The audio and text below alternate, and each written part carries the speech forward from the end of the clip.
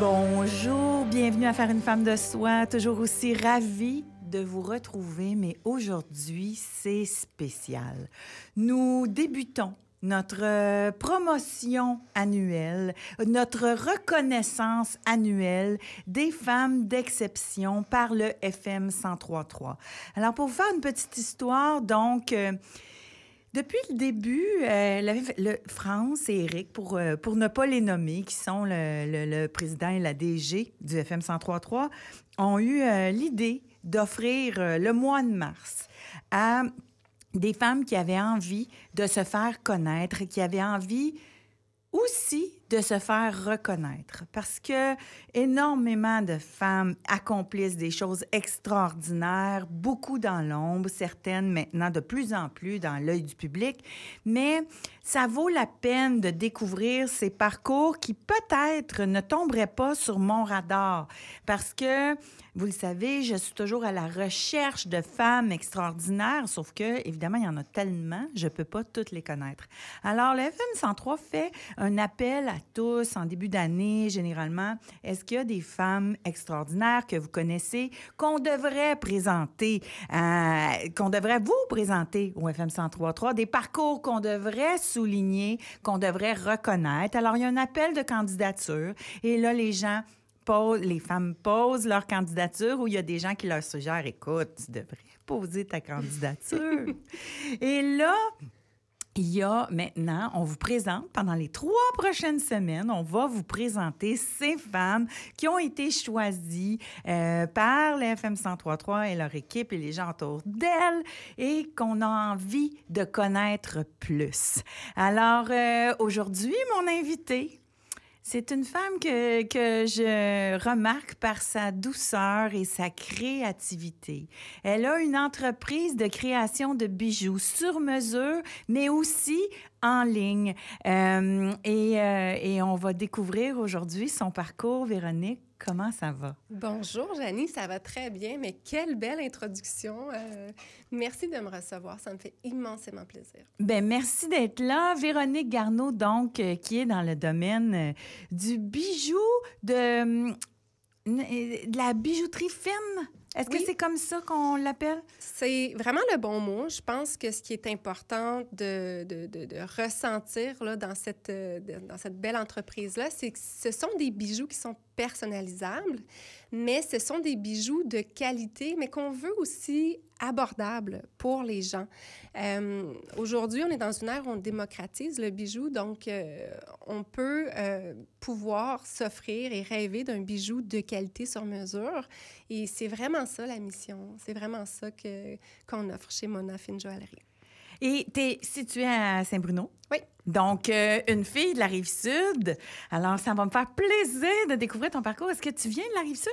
Oui, moi, je suis originaire de Candiac à la base et je me suis installée à Saint-Bruno il y a déjà 7 ans. Je trouvais ça important d'avoir mon bureau de consultation à proximité. J'ai 3 enfants, la vie est très chargée, mais j'ai quand même mon atelier de création à Montréal où tous les bijoux sont faits localement. Là, oui, c'est une chose dont tu es particulièrement fière. Oui. Donc, il n'y a pas de ce qu'on dit de outsourcing. Tout est fait ici, au Québec. C'est particulièrement pertinent en ce moment. Mais maintenant, apprenons à connaître la femme derrière la marque. Donc, Véronique, tu as grandi à Candiac. As-tu été à l'école dans ce coin-là? Oui, j'ai étudié à la polyvalente La Magdeleine pour mon secondaire. Ensuite, je suis allée au cégep Marie-Victorin à Montréal-Nord où j'ai étudié en graphisme. Donc là, moi... le design, donc, a toujours fait partie Exactement. de ta passion. Mais la jeune Véronique, là, qu'est-ce qu'elle voulait faire dans la vie? Ah, mon Dieu! La jeune Véronique, elle dessinait beaucoup, beaucoup. Je ne savais pas exactement quoi en faire. Je me suis dit peut-être illustratrice.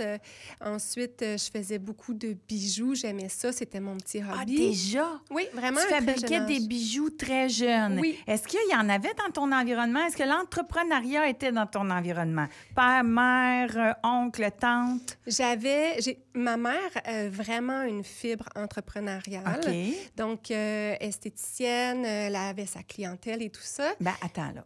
Elle avait un salon d'esthétique? Oui, elle avait Ben, un salon d'esthétique. c'est une entrepreneur. Ça, là, c'est un de mes chevals de bataille. C'est-à-dire que je connais énormément de femmes qui ont soit des salons de coiffure, des salons d'esthétique, puis on les considère pas comme des entrepreneurs. Ouais. Ces filles-là gèrent des business, des employés, des taxes, des horaires. Je veux dire, quelle part de ça, c'est pas des entrepreneurs, Puis mais au aussi- niveau de la perception, hein? Mais oui, absolument. Mais je pense aussi que l'entrepreneuriat, c'est aussi un état d'esprit. Il y en a qui OK. vont pas se lancer nécessairement dans des grosses entreprises, mais elles ont cette espèce de force-là, puis de lumière-là qui fait que elle crée ce mouvement-là. Donc moi, ma Donc, maman, elle avait ça. Un salon d'esthétique, puis ton Ouais. papa? Elle est électricien. Électricien, ouais. oui. Y avait-tu sa boîte d'électricien? Non, lui, il était employé OK. pour une entreprise. Mais je pense que même moi, très jeune, en faisant des bijoux, j'ai jamais pensé nécessairement en faire une entreprise.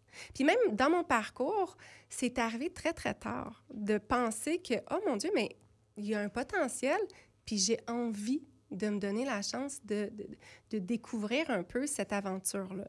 Mais c'est arrivé tard. Ce qui me montre, là, c'est est-ce que Caroline Néron, quand même, ça a aidé à démontrer que ça pouvait être une business, le bijou? Ben oui, parce que Caroline Néron, premièrement, c'est une femme. Ben oui. Elle était l'ambassadrice de sa marque, donc Ouais. vraiment le visage, la voix. Oui. Et je pense que ça l'a vraiment collé avec les Québécois parce que on est tombé en amour avec elle, puis avec ses bijoux aussi. Donc oui, oui, absolument. Donc, ça ouvre des portes, les modèles donc qu'on a. Puis Oui. je pense que Caroline serait contente de savoir ça parce que Dieu sait qu'elle a été critiquée. Oui. Puis, tu sais, c'est difficile, là.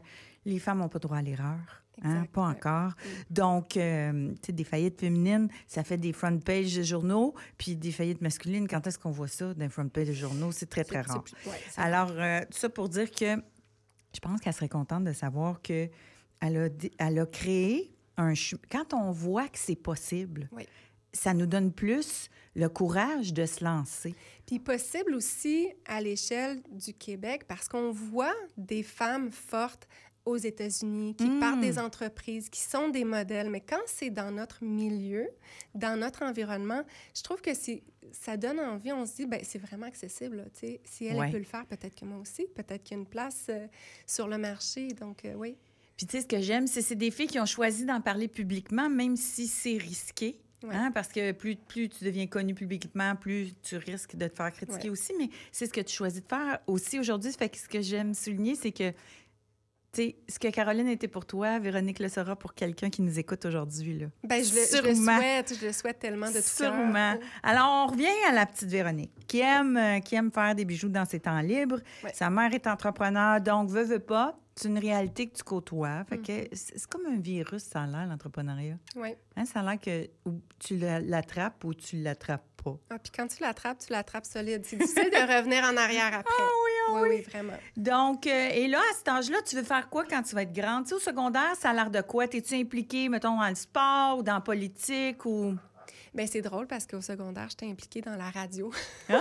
Finalement, j'ai pas choisi ça. OK. Non, mais moi, au secondaire, j'avais deux options. Mhm. On m'avait parlé de graphisme parce que j'étais très créative, j'aimais dessiner, tout ça. Puis on m'avait dit, ben voilà, ça pourrait t'intéresser. On m'avait parlé aussi de joaillerie parce que j'adorais ça. Mais moi, la joaillerie, à l'époque, là, on retourne en arrière là, il y a quelques années, je trouvais ça un peu abstrait. J'avais pas capté ce que c'était. Puis j'avais l'impression que c'était très, très artisanal. Puis on dirait que C'était du macramé au Salon des métiers d'art. Exactement, c'est ça. À cet âge-là, oui, je pense Puis que... tu vas voir un orienteur, il n'est pas là pour te vendre un... Non. T'sais, il est là juste pour te dire, ben voilà, tu as coché quelques cases, ça a l'air d'être pas mal ça, mais ça m'avait pas impacté tant que ça. Puis le graphisme, c'était vraiment ce qui m'intéressait. Puis encore aujourd'hui, ça fait partie de mes passions, là. Puis je l'utilise beaucoup aussi dans mon entreprise aujourd'hui. Donc, tu sais, c'était un bon choix. Donc, tu es allée étudier en graphisme. Ouais. Et est-ce que tu avais un travail pendant tes études? Ben, j'ai étudié en graphisme au cégep et je travaillais en agence aussi pendant mes études. Ouais. Ah oui, comment c'est arrivé, ça? Mais en fait, excuse-moi, à l'université. À l'université, mon professeur d'université avait besoin de relève dans son agence. Donc, il était à la fois prof et il avait son agence. Donc, j'ai commencé mes premiers pas à l'université, dans le fond. Pendant que tu étais à l'université, Ouais. probablement, donc, t'es doué. Alors, ton professeur te remarque puis il te dit, écoute, j'aurais peut-être besoin d'aide. C'est Oui. ça? Oui. Alors, tu commences à travailler dans son agence quand même jeune. Oui. Est-ce que c'est une grosse agence? C'est une petite agence où on était 10 et moins. OK. Mais on faisait de tout. Fait que j'aimais ça. Comme quoi? Parce que ceux qui nous écoutent, Oui. ceux et celles qui nous écoutent connaissent peut-être pas Oui. ça, là. Bien, déjà, c'était en publicité parce qu'à l'université, j'avais étudié en publicité pour me spécialiser. OK. Donc, c'était tout ce qui était campagne publicitaire. Moi, j'avais une force pour le branding. Fait que je m'occupais beaucoup du branding, des déclinaisons et tout ça. Et c'était une petite entreprise, donc c'était justement le fun de toucher un peu à tout. À tout, oui, tous les domaines Ouais. de la publicité. Oui. Mais rapidement, j'ai eu envie de gravir les échelons puis d'aller dans des plus grandes entreprises. Donc, je suis allée dans une entreprise nationale qui avait un bureau à Montréal et un en Ontario.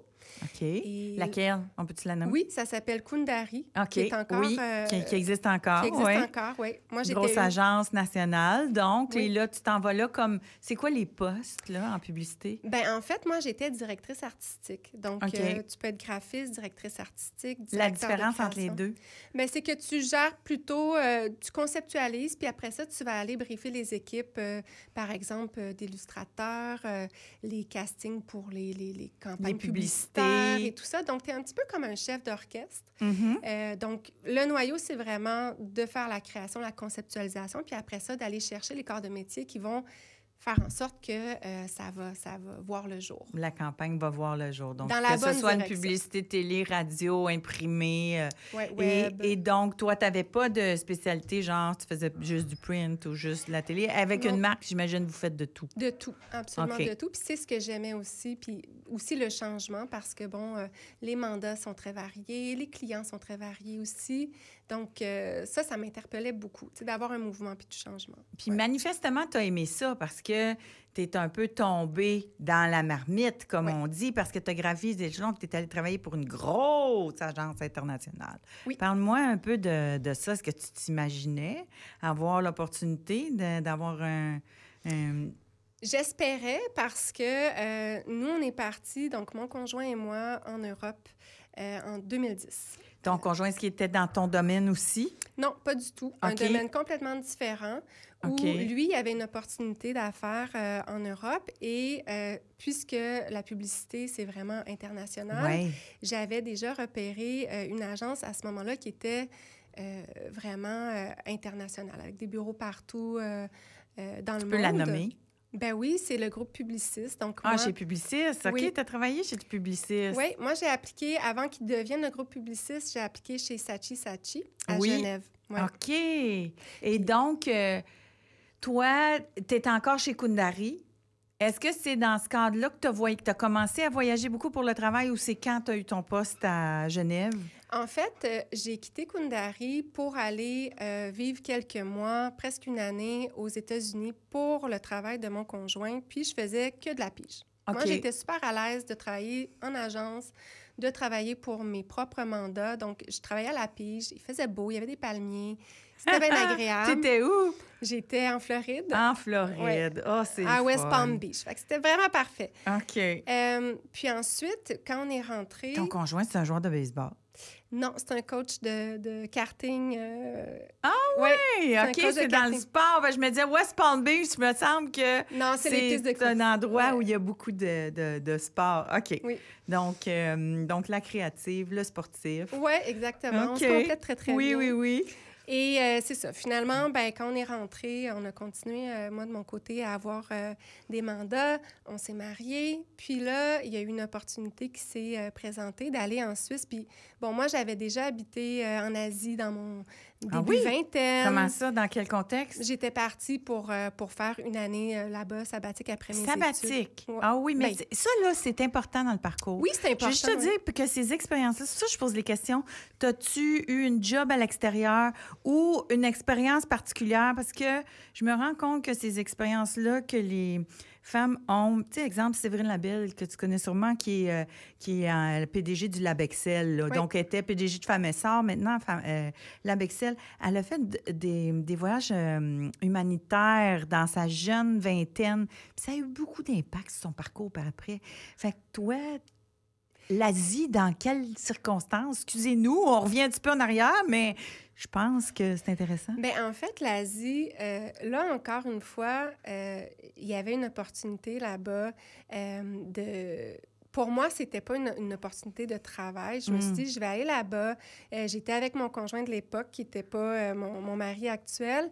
Puis, il y avait une possibilité de travailler pour l'ambassade canadienne, donc des mandats de graphisme et tout ça, mais sans visa de travail. Donc, tu sais, moi, j'étais plus en mode exploratoire pendant une année, puis le bijou est comme revenu, tu sais, dans mon... Déjà en Asie? Tout de suite. Ah, fait qu'il te courait après, le bijou. Il me courait après. Ouais, c'est vrai. Fait que t'étais où en Asie, exactement? J'étais à Makati, qui est la capitale des Philippines. Oh, t'étais allée aux Philippines? Oui. Intéressant. Puis ce qui est drôle, puis c'est drôle que t'en parles, parce qu'en effet...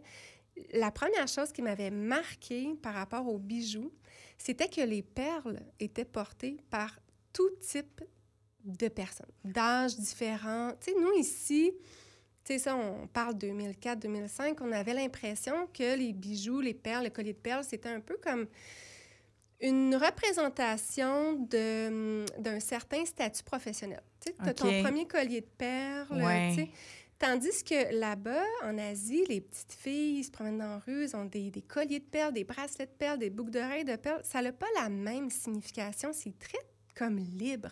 Oui. Puis ça m'avait beaucoup, beaucoup marqué. J'avais pris justement là-bas un cours pour l'enfilage de perles. Puis j'avais... Ouais. Déjà, puis à l'époque, donc, tu fais ça pour le fun. Pour parce le plaisir, que tu as le goût. Oui. Mais... la plupart, là, puis si vous m'écoutez, là, en ce moment, regardez dans votre parcours, regardez en arrière, vous allez souvent trouver des indices de là où vous êtes aujourd'hui. Il y a un moment dans le parcours où on dirait que tout s'aligne, alors qu'on a fait des choix qui, parfois, n'avaient pas trop de sens, mais on avait le goût. Oui. Hein? Puis souvent, c'est ça, En anglais, ils disent serendipity, ou ils disent... c'est ça, l'univers, les astres s'alignent. Oui. Donc, tu as eu envie, pour le fun, j'imagine, de faire un cours de joaillerie. Ah oui, pour le plaisir. Aux Philippines. Oui. J'étais en mode exploration. Je me disais, bon, ben tant mieux. Tu sais, je faisais des choses un petit peu plus square pour l'ambassade, pour... Tu avais des mandats pour eux autres. Oui, puis tu sais, c'était vraiment sous forme de bénévolat. Là. Tu sais, moi, j'étais là pour vraiment me pratiquer, puis voyager. J'ai toujours eu une passion pour le voyage. Donc, dès qu'il y avait une petite opportunité d'aller à gauche ou à droite, bien, tout de suite, je saisissais l'opportunité. Puis encore aujourd'hui, c'est encore en moi, mais ça m'a aidé, peut-être, probablement, à découvrir mes passions à travers aussi d'autres cultures, puis d'autres expériences, d'autres aventures comme ça. Mais ça nourrit tellement la créativité. Bien, aller ailleurs, être dépaysé, voir. Donc là, ça ouvre la porte à, OK, la perle, c'est pas une question de classe sociale, c'est pas, il y en a probablement pour tous les goûts et tous les prix. Oui. Donc, ça démocratisait pour toi un peu le bijou, fait que ça, aussi business-wise, là, ça... Probablement qu'il y a des choses qui s'intègrent. Oui, il y a des choses qui s'intègrent. Donc là, tu avais passé un an, on revient à Pourquoi Genève, là. Donc, tu avais passé un an en Asie. Et là, à un moment donné, donc, avec le conjoint, vous êtes en Floride. Vous revenez ici. Oui. Là, toi, tu es à ton compte ou tu retournes en agence à ce moment-là? Je suis à mon compte, mais je fais aussi des mandats en agence. Donc, je fais vraiment les deux. OK. Ouais. Et là, donc, opportunité, conjoint s'en va à Genève. Il y a du karting à Genève, j'imagine. Bien, c'est drôle, mais il n'y a pas du tout de karting à Genève, Hein? en fait. Non, le karting, il se passe dans les villes voisines. Donc, tu sais, Genève, c'est très, très bien situé, là, au niveau de l'Europe. Donc, on est beaucoup en Italie pour les courses là-bas, en Belgique, en Allemagne, je veux dire, tous les pays avoisinants, sauf finalement Genève. Mais Genève, c'était francophone. Ouais. Puis c'était aussi plus facile au niveau de l'adaptation. Vous êtes allé avec les enfants, là. À cette époque-là, as-tu des enfants? À cette époque-là, je n'ai qu'une grosse valise, Ah! un gros chien, OK. un labernois, puis mon nouveau mari. Bien, tu sais, on se connaissait depuis longtemps, mais nouvellement marié. Fait qu'on arrive là, nous autres, avec comme juste tu sais, jovial. Là. Oui, dit, plein d'espoir et d'idées. Ouais. On va vivre une expérience de vie. C'est ça. Et comment ça se passe? Bien, ça se passe bien parce que, premièrement, Genève, c'est magnifique. Là, tu regardes le paysage puis tu te dis, mais c'est-tu une carte postale? Là? C'est juste, c'est pas possible. C'est tellement beau, le lac Léman. C'est magnifique. Donc, déjà, on est charmés. Et rapidement, ben là, moi, j'ai été engagée chez Saatchi Saatchi. J'étais super contente parce que vraiment, c'était mon objectif. Et puis là, C'est une des plus grosses agences mondiales, là. Absolument. Si ce n'est pas la plus grosse. Exactement. Donc, c'est bucket list, là. C'est vraiment bucket list. Oui, fait que tu devais être contente. Tu es engagée à titre de... Directrice artistique. Wow! Oui. Puis, donc là, je commence chez Saatchi. Puis ce qui est le fun, c'est que Saatchi, à Genève... Bon, Genève, il faut dire que c'est quand même une ville très, très multiculturelle. Donc, il y a des gens de partout dans le monde qui viennent travailler à Genève. Donc, dans mon agence, il y a des Sud-Africains, des Brésiliens, des Italiens, des Français, des Polonais, des Anglais. Il y a de tout. Donc là, c'est vraiment une immersion totale dans une multitude de culture. Oui, puis tu dois tellement apprendre, à la fois des gens, mais aussi quand tu fais de la pub mondiale, faut que tu apprennes à connaître à peu près les goûts de tous les territoires. Et ça, moi, j'aimerais ça. Tu sais, moi, je suis fascinée parce que le public aime. Oui. Donc, ça doit être fascinant, tout ce que tu as dû apprendre aussi. Parce qu'en faisant de la pub, veux pas, tu apprends à connaître les goûts des gens. Ça doit développer ta fibre entrepreneuriale encore, si tu l'as. Bien, vraiment. Nous, je me rappelle, une fois, on était allé faire un tournage d'une publicité à Beyrouth, au Liban. Et puis, on avait 2 versions de la même publicité à tourner. OK. Donc, on avait 2 équipes, 2 castings et tout ça. Puis, il fallait la tourner, donc, comme le shooting board avait été créé. Et il y avait une version qu'on devait faire voilée, pour répondre aux diffuseurs de certains autres pays. Donc, c'était vraiment particulier de recréer la même publicité, mais avec les enjeux de porter un voile, de faire des cadrages pour qu'on voit quand même bien le visage et tout ça. Donc, moi, j'ai trouvé ça fascinant, vraiment fascinant encore une fois, d'avoir une certaine immersion dans une autre culture, dans plusieurs autres cultures. Beyrouth, là, c'est un chalet à Beyrouth, puis c'est comme un berceau du monde arabe. Et il y a les gens... C'est un peu, je disais, le Hollywood du monde arabe, parce que tout le monde va à Beyrouth. Alors, tu apprends à connaître... un Jordanien, c'est pas la même chose qu'un Saoudien, c'est pas la même chose qu'un Syrien. Donc, à quelque part, nous, ici, notre perception, c'est qu'on les met tous dans le même panier, mais c'est pas ça. Bref, expérience extrêmement enrichissante. Tu voyages beaucoup quand tu es chez Saatchi Saatchi, mais le bijou va revenir t'interpeller. On est avec Véronique Garneau, fondatrice de...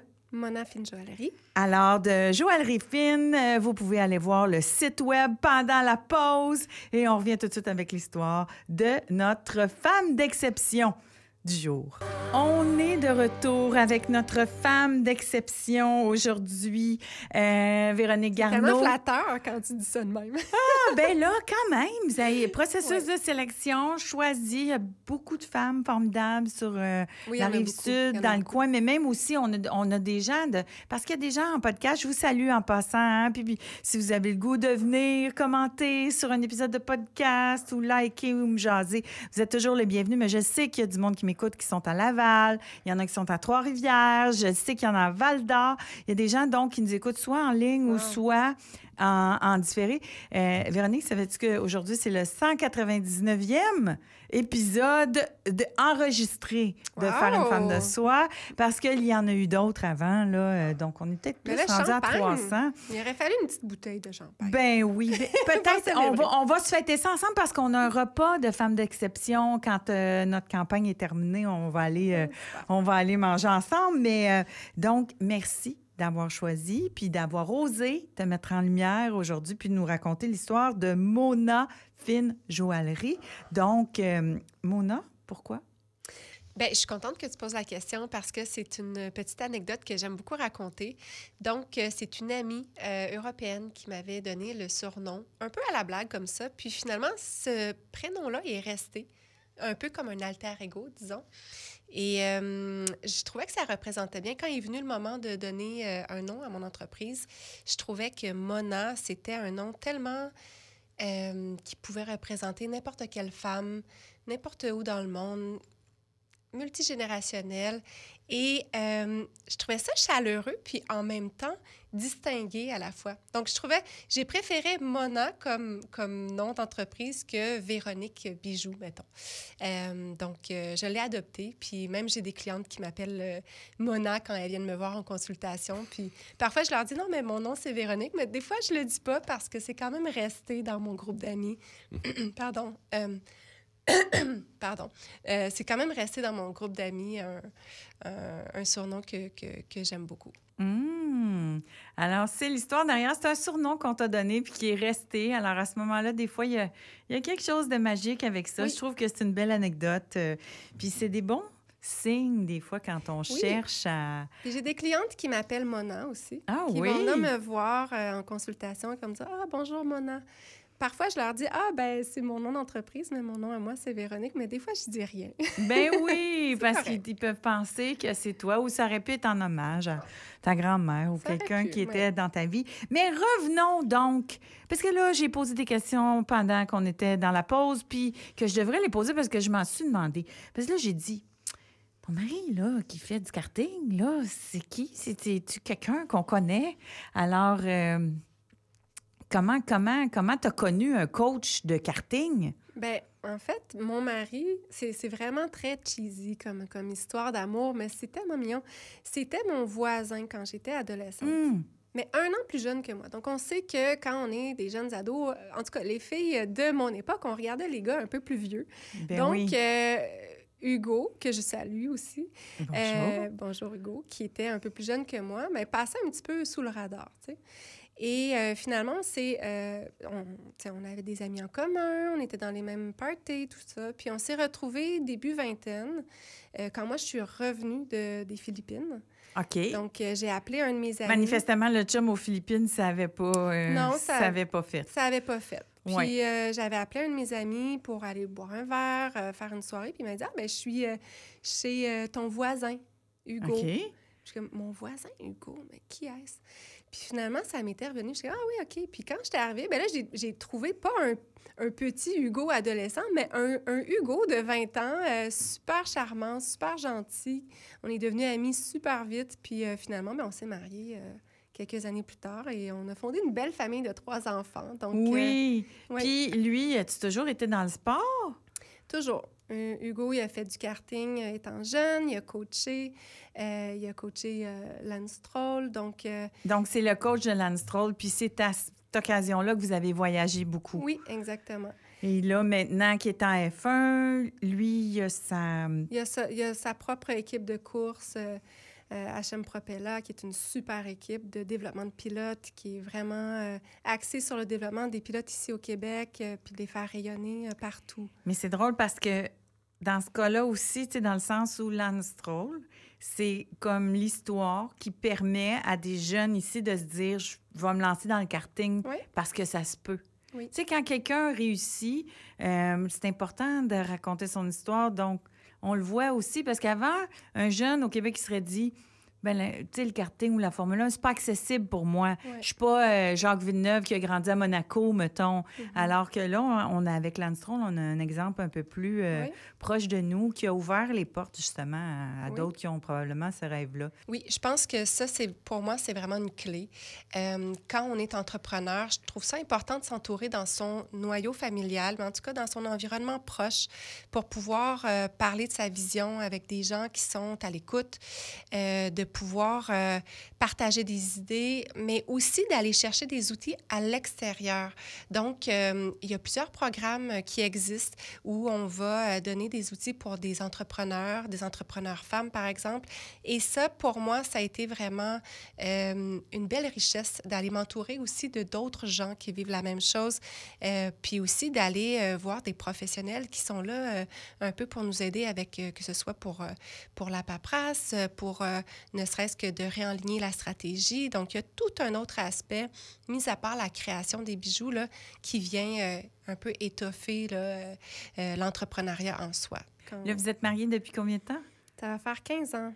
Oui. Puis c'est ça que je remarque, là. Il y a encore un éclair dans les yeux, là, quand tu parles de ton conjoint. C'est super beau. Donc, il y a comme ce que je remarque, disons, là, parce que j'ai rencontré plusieurs femmes entrepreneurs, c'est que quand elles sont bien accompagnées, généralement, l'entreprise a une opportunité de croissance beaucoup plus grande que celles qui vivent une instabilité. Tu sais, la stabilité, là, c'est important de l'avoir émotionnellement quand on est entrepreneur parce qu'il va y avoir de l'instabilité quand Absolument. on est entrepreneur. Absolument. Puis je pense que ça, c'est une des clés que moi, j'ai trouvées dans cette aventure d'entrepreneuriat, c'est de s'entourer. Ouais. Que ce soit au sein de notre propre famille ou que ce soit, tu sais, il y a plein d'associations qui existent, il y a plein de programmes qui existent, il y a des ressources. Puis moi, j'ai eu cette chance-là d'être bien accompagnée dans mon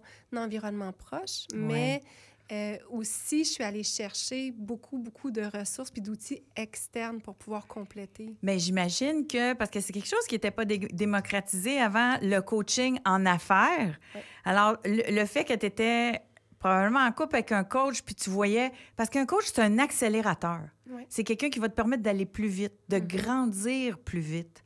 Alors, est-ce que, comme entrepreneur, donc, tu as eu ce réflexe-là parce que tu savais que c'était possible? Oui, en fait... À la base, c'était vraiment l'idée de vivre cette expérience-là comme une passion, comme un passe-temps créatif qui, moi, me faisait vraiment du bien, qui me gardait vraiment sur mon X. Et à un moment donné, j'ai vu qu'il y avait un vrai potentiel. Donc, les gens venaient, ils étaient intéressés aux bijoux que je créais. À l'époque, c'était très, très... sur le concept de la maternité. Donc, c'était des petits symboles qui représentaient les enfants, donc la personnalité des enfants.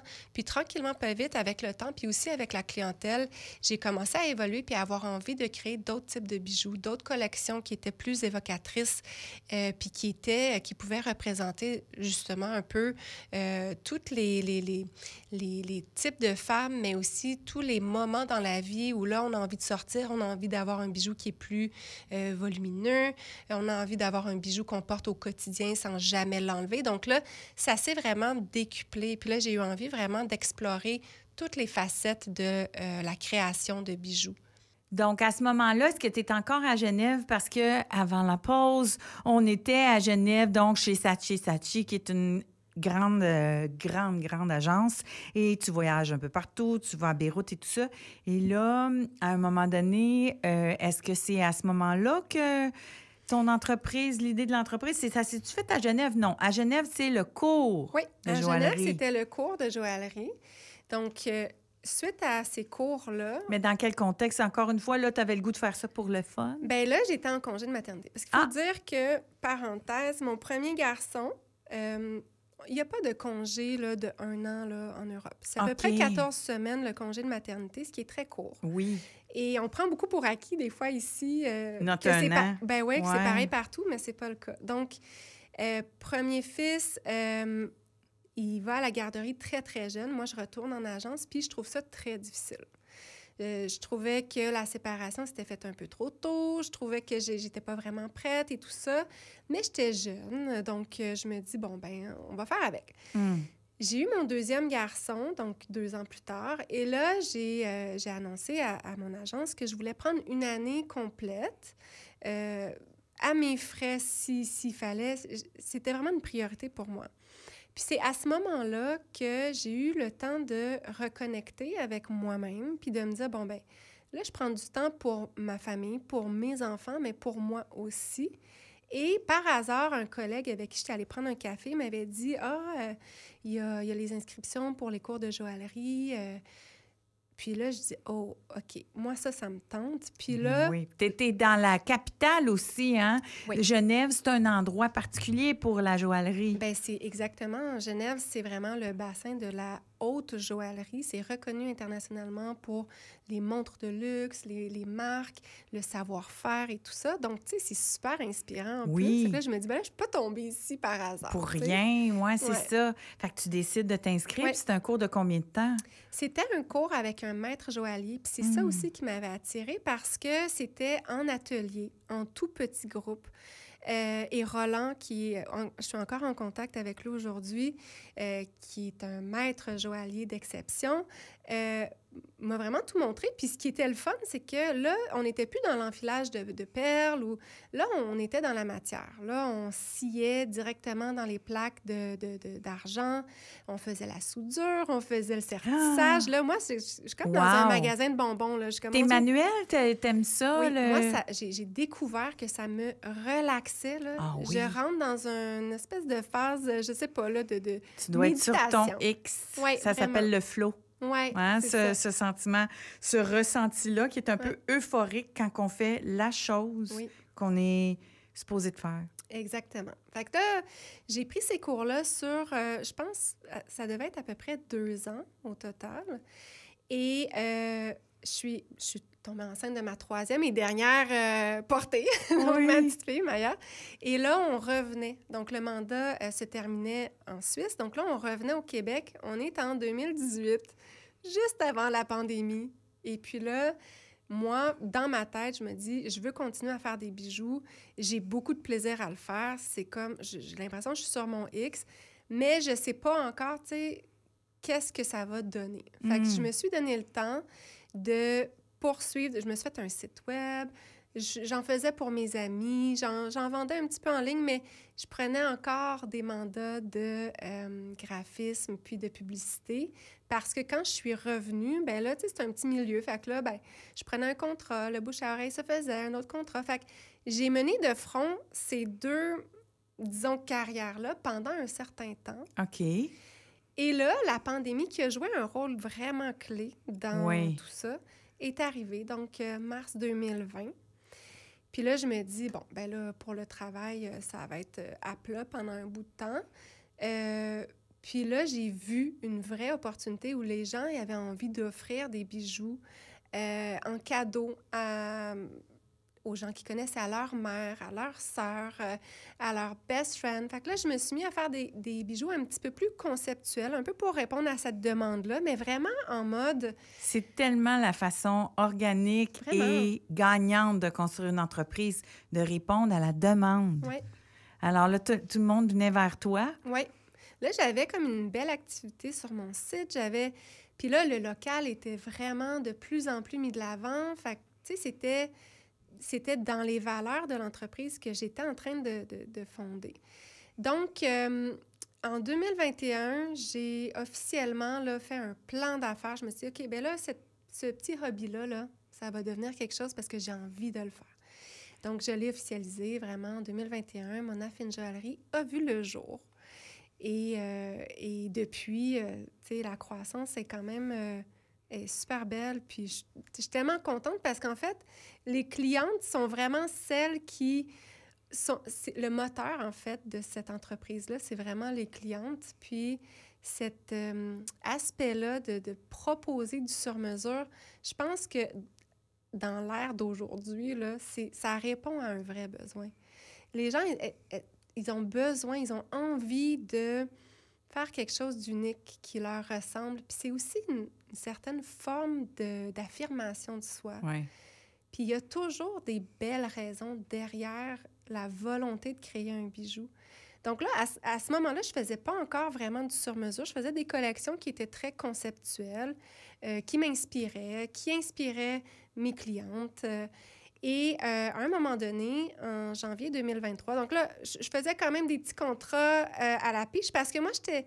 Tu sais, on parle beaucoup de courage, de se lancer puis de suivre notre instinct, mais il y a aussi, tu sais, il faut que tu ramènes... Du bacon, du comme on bacon. dit. Il faut que ces 3 petites bouches-là, il fallait que je les nourrisse quand même aussi, tu sais. Donc, ce qui est arrivé, c'est que après la pandémie, les gens voulaient venir me voir, voulaient me parler de leur projet. Et là, j'ai décidé d'ouvrir un bureau de consultation. Puis je pense que c'était là vraiment la pierre angulaire où je me suis retrouvée à faire des co-créations avec mes clientes. Comme beaucoup. quoi? Ça ressemble à quoi comme un sur-mesure, là? Qu'est-ce que les gens vont te demander? Je veux... Ah, mon Dieu, il y a tellement de tout. On peut y aller avec le classique, une bague de fiançailles. Donc, tu sais, moi, j'ai beaucoup de clientes qui n'ont pas envie d'aller dans les bijouteries pour choisir passivement un bijou parmi tous ceux qui sont présentés. Elles ont envie que le bijou qu'elles vont porter tous les jours de leur vie leur ressemble. Donc, là, c'est vraiment une conversation ouverte avec elles. Souvent, elles vont venir avec des images d'inspiration où elles vont me parler directement. Ah, moi, j'aime beaucoup les pierres de forme, je sais pas moi, poire. Puis là, moi, vu que j'aime dessiner, mais souvent, je vais faire des petits croquis avec elles. Je vais dire, OK, est-ce que tu aimes quelque chose qui est un petit peu plus fin ou plus...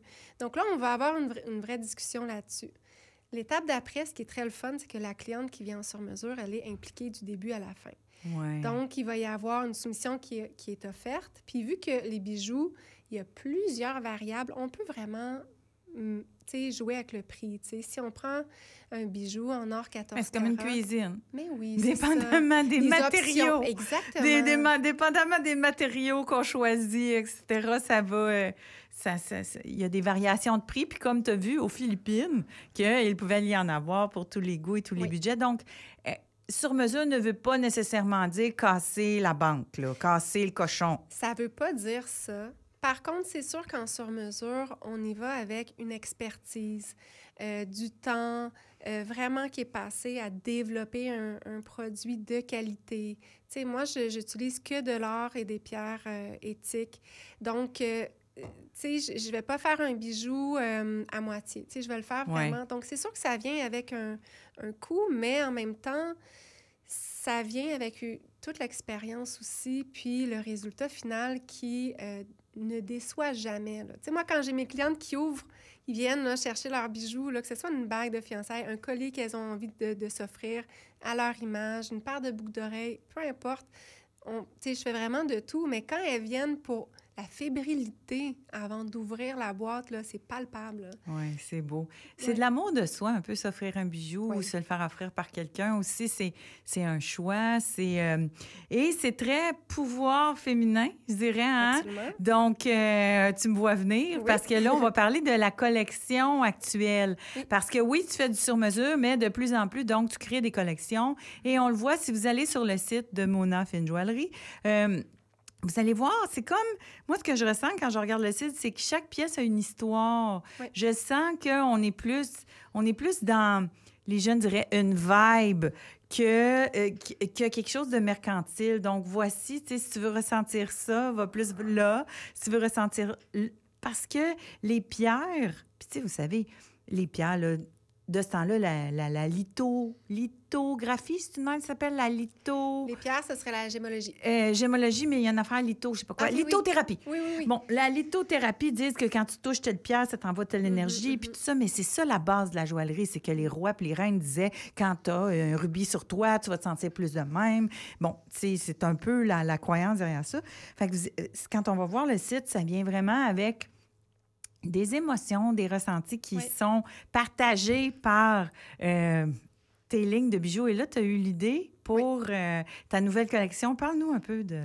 Absolument. En fait, la nouvelle collection qui vient tout juste de sortir s'appelle Empowering. Et déjà, le nom s'imposait de lui-même parce que c'est une collection qui est inspirée disons, des vraies réalités de la femme moderne. Donc, tous les sujets qui sont en lien avec le lâcher-prise, avec la célébration des petits moments dans notre quotidien, avec l'épanouissement qui se crée dans une vie, avec les hauts et les bas qu'on peut rencontrer. Donc, c'est vraiment une collection qui est inspirée des clientes qui sont et qui continuent de venir me voir en consultation et qui me partagent un petit peu des brins de leur vie. Donc, c'est une collection de bagues qui sont superposables. Donc, on peut les porter soit seules, soit en duo ou encore en trio. Et chacune de ces bagues-là ont quelque chose en commun. Elles ont une courbe, donc, qui représentent un petit peu, moi j'aime dire les hauts et les bas de la vie et qui ont toute une petite particularité. Donc, par exemple, la bague Muse, c'est une bague où il va y avoir une pierre précieuse qui orne vraiment la bague, donc le bijou, et qui représente vraiment de se choisir. Donc, le self-love là, qu'on parle beaucoup, moi, ça m'a beaucoup inspirée. Donc, il y a la bague Muse. On a la bague Joy, que j'adore aussi, qui est une bague sertie de plein de petites pierres, donc très, très, très brillantes, mais très, très fines, où elle vient vraiment souligner la célébration des petits moments du quotidien. On a la bague Flow, qui est la bague minimaliste, où c'est vraiment la bague avec la belle courbe qu'on peut choisir en or blanc, en or jaune, en or rose même, et donc qui représente vraiment le lâcher-prise. Y aller avec le Flow. On a ensuite la bague Bold, qui, elle, est un peu plus affirmée, elle a plus de coffre. Celle-là, c'est vraiment l'affirmation de soi, donc d'être pleinement dans qui on est. Et finalement, il y a la Phoenix qui, elle, est une bague qui est avec des pierres, avec des tailles croissantes, donc de la plus petite pierre à la plus grande, un petit peu comme un phénix, en fait. Donc, on sent ici qu'il y a une évolution, qu'on se déploie. Donc, ces 5 bagues-là ont vraiment ce petit clin d'œil-là à ce qu'on peut vivre dans une vie. Puis c'est ça qui fait en sorte qu'on peut faire notre propre combinaison selon qui on est, selon nos préférences. Donc, c'est une collection évolutive, disons. Bien, ma nouvelle collection, déjà, je pense que le mot s'est imposé tout seul. Puis, je l'ai questionné plusieurs fois, mais je me suis dit, quand je pensais à cette collection-là, je me suis dit, je veux une collection de bagues qu'on peut juxtaposer, donc on peut superposer, qui va s'appeler Empowering. Donc là, je trouvais ça bien le fun d'avoir le mot ring dans Empowering. C'est super beau. Oui, merci. Puis je me disais, cette collection-là, le concept est venu avant le visuel de chacune des pièces parce que je me disais, mon Dieu, c'est tellement riche, ces échanges-là avec mes clientes. Il y a tellement de thématiques qui reviennent, comme de se choisir soi-même, donc l'amour de soi. Si vous allez sur le site, vous allez trouver la bague Muse, où on est sa propre inspiration, où il y a une seule et unique pierre sur la bague, puis c'est elle qui trône sur la bague. Puis vraiment, je trouve qu'il y a beaucoup de femmes qui me parlent de « Écoute, moi, là, j'en fais beaucoup pour tout le monde. Là, j'ai le goût de me choisir, puis j'ai le goût de m'offrir un bijou à moi, de moi. » Donc, dans les 5 bagues de cette collection-là, il y a celle-là. Il y en a une autre, puis elles sont toutes en forme un peu de courbe, donc vraiment très comme les hauts et les bas de la vie, très organique. Le mouvement. Le mouvement. Le mouvement de la vie. Oui. Disons, vous allez voir, c'est magnifique. Puis là, il y a un peu la collection, j'imagine, dans le sens où tu en achètes une, puis tu peux en mettre une autre après, puis une autre après. Donc, c'est un peu le concept de... Voyons, ma fille m'a fait acheter ça à Noël, là. Toutes les jeunes filles veulent ça, là, les bracelets. Pandora, oui. Oui, c'est un peu ça, dans le fond. C'est évolutif. C'est évolutif. Tu commences parce qu'elles sont fines, les bagues. Elles sont fines, et puis il y en a une, mais je les porte ici en ce moment. Il y en a une qui est plus bold, qui s'appelle la bague Bold. Et tu vois, la bague Bold, moi, je l'aime beaucoup parce que c'est une bague qui est inspirée de l'affirmation de soi. De vraiment dire, puis être qui on est, puis dans la fierté, puis de se célébrer. Donc, ça, c'est la Bold. Il y en a une autre qu'on appelle pavé, donc qui est avec plein de tout petits diamants. Et celle-là, moi, personnellement, je la porte aussi aujourd'hui parce qu'elle me parle beaucoup. C'est de vraiment vivre chaque petit bonheur. Parce que dans ta journée, là, il y en a plein de petits bonheurs. Puis on est tellement occupés, puis ça va tellement vite. On ne voit pas les semaines passer, mais il y a des petits instants vraiment anodin. Ça peut être de te faire ta petite tisane le soir avant de te coucher. Ça fait partie des petits bonheurs. Fait que chaque petite pierre, en fait, représente ces petits bonheurs-là du quotidien. Puis c'est de nous ramener aussi à se dire, ben voilà, tiens, on peut se faire plaisir, on peut être dans le moment présent, on peut s'ancrer. Puis c'est un peu des bijoux qui veulent souligner ça puis qui servent un peu de rappel. Donc... Véronique Garneau, est-ce qu'aujourd'hui, donc, tu es à 100 derrière ton entreprise? Oui. Les petits mandats, c'est terminé? C'est fini, oui. Donc, on est à 100 dans l'entreprise. Tu viens de lancer une nouvelle collection qui est magnifique. Je vous invite à aller voir Allez voir ces bagues Empowering, là, se choisir, s'offrir, un symbole de notre amour de soi. Je trouve que c'est tellement une bonne idée. Véronique, comment on fait pour te trouver? Si on veut me rejoindre, c'est assez simple. Déjà, je suis sur les réseaux sociaux, donc les Instagram et Facebook de ce monde. Il y a toujours le site web qui est disponible pour faire des achats en ligne. Et vous pouvez venir me voir soit en consultation à Saint-Bruno ou maintenant, on a aussi un petit showroom, donc on peut réserver pour venir faire son shopping. Et on peut, pour ceux qui sont plus sur l'île de Montréal, sur la Rive-Nord, il y a toujours moyen de prendre rendez-vous pour venir me voir directement à l'atelier au centre-ville de Montréal. Ton adresse de site web, on va le dire à tout le monde ici aujourd'hui. Alors, c'est www.mona-fj pour fine joaillerie.com. Maintenant, parlons au côté fée, là. Parce que là, les bijoux, c'est fée, c'est magie un peu, tout ça. Oui. Alors, si je te demande où tu te vois dans 5 ans avec Mona? C'est une bonne question. Quand on est entrepreneur, on vit toujours au jour le jour, mais c'est très important aussi de se projeter. Moi, je souhaite pour Mona une croissance toujours aussi florissante ici au Québec, mais aussi à l'international. J'ai ce grand rêve-là d'ouvrir des petites boutiques Mona. C'est vrai que le projet est né en Europe, à Genève, donc je garde toujours de très bons contacts là-bas et j'aimerais bien avoir des petits points ici et là où on peut aller voir les bijoux et aussi, surtout, je pense, rentrer dans l'univers Mona puis vraiment vivre l'expérience de pouvoir créer un bijou, choisir des options de personnalisation, puis vraiment ressortir avec un bijou unique qui nous représente. Donc, voilà. C'est sûr que Mona, avec l'air d'aller qu'on a en ce moment, j'aimerais vraiment qu'au niveau de la visibilité au Québec, ça se poursuive parce que ça va super bien. Mes clientes sont merveilleuses. J'aimerais beaucoup que ça s'étende aussi au niveau national. Donc, en ce moment, c'est juste disponible sur le web, hein? C'est disponible sur le web ou sur rendez-vous. Donc, sur rendez-vous, mais est-ce que tu aspires à ce que ce soit distribué? Absolument. Donc, distribution aussi. Puis, on parle de Québec, Canada et ailleurs aussi. J'ai encore beaucoup de bons contacts en Europe. Donc, moi, j'aimerais juste que cette entreprise-là continue à faire briller les autres femmes aussi, puis qu'elles aient toujours cette option-là de pouvoir personnaliser le bijou. J'ai des clientes qui sont très, très loin à l'extérieur. On fait des vidéoconférences maintenant. Il n'y a plus de Donc, tu peux servir des gens de partout. Absolument, à l'international. Oui. Vous pouvez faire les consultations donc sur le web. Oui. Alors, on rêve d'international, national. La vie de femme, dans 5 ans, on veut que ça ressemble à quoi? Ma vie de femme, c'est sûr que c'est une vie de maman très occupée avec 3 enfants.